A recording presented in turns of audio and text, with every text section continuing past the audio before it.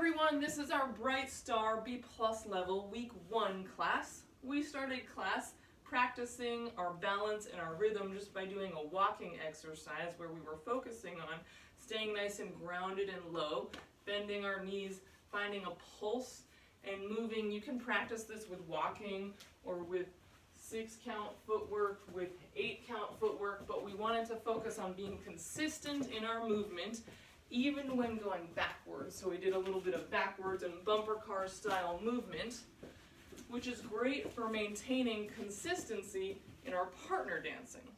We'll get back to that in a moment. We also did a soul line dance called Jolly Boy, I Look Good that I learned from Peter Strom. And it went like this. We did our side tap,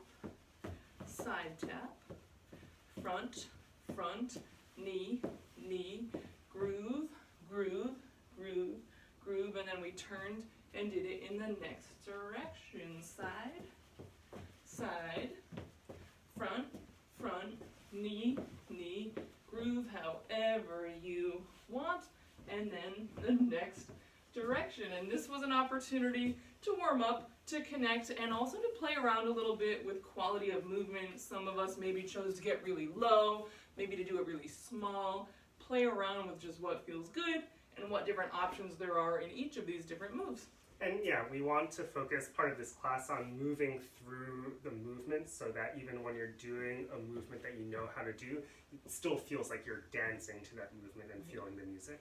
We can think a little bit more about what do we want to do with this movement that has become second nature to us. How can we play around and explore with different qualities? All right, then we did some tuck turns, and we asked you all, how do we lead a tuck turn? And we differentiated that from a pop turn. So whereas the tuck turn, we talked about the lead's whole arm is going back from the shoulder. Step, step, triple step. Here in this triple step, I'm feeling this redirect in my hip almost, or in my ribs on Kento's forearm. And then I'm redirecting my momentum for the second triple step. That was different from the pop turn where there was no redirect. I just go out, in, and I keep going in. So we did this with our 6-count footwork where we did step, step, triple step, and my turn is going in the same direction the whole time. Should we do that at some different angles? Yes. So from the back it might look like this. Step, step, triple step, triple step. From the side? From this side. Step, step, triple step, triple step. And then we talked about, for leads, you might need to give a little extra oomph, but it's not like pushing with the hand. Yeah, we don't want it to feel like we're pushing. It's more about creating this rotational energy from our elbow. So where the tuck turn, there's a gentle swinging motion, closing motion, and opening motion. The pop turn has a more dramatic hinge right at your elbow at the beginning, and then just continuing or letting the follow continue that momentum. For follows, what was really helpful was staying extremely glued to that lead's hand during the back part, because we need this wind up, and then we need to get our momentum and keep it going, even though we might not expect to keep going. So we go back, back, triple step, keep turning, even though we often assume we're going to switch directions. Sometimes we slow ourselves down because we think we're going to do that. Really try to just go where you're led and let it keep rolling. Yeah, and we wanted to contrast that a little bit too with a send out and really get the different feelings of each of those movements in our bodies, and yeah, be aware of how those differences, those very small differences, might feel as both a lead and a follow. Another thing we talked about was just slowing it down. Sometimes doing these 2 fast triple steps can be a lot. So leads, if you're perceiving that that's a challenge for your partner. Follows, if you're just like, I know that this is not for me, you have agency and permission to take this 6-count. We'll show the 6-count first. 1, 2, 3, and 4, 5, and 6.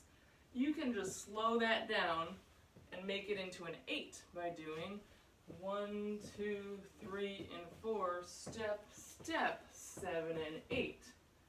So that footwork again is just a step, step, triple step, step, step, triple step. As a follow, I want to still go consistently. I'm not going fast and then stopping or slowing down. I'm just going a little slower the whole time, so that by the first triple step, I'm a little less rotated than I was the first time. And leads, we talked about this a little bit, but part of dancing, part of social dancing is being attuned to what your follow is doing, and even if they're not doing exactly what you anticipated that they would do, finding a way to adjust and finding where your follow is in space and in the dance and connecting with that. So in this case, I didn't talk about this in class, but if you're leading a 6-count move and your follow is following it in an 8-count way, one way to adjust is just add a step at the end of your 2 triple steps. So that might look like this. If the follow takes 8 counts and you're anticipating a 6 count. 1, 2, triple step, step, step. And then you're both on the right foot again. Let's show that from a couple angles. So again, if we're making this into that 8 count, we can do 1, 2, 3, and 4, 5, 6, 7, 8. And our footwork might not have been exactly the same, but we still end up in this right place in the dance. All right. Yeah, I think that's it. Thank you, everyone. See you next week.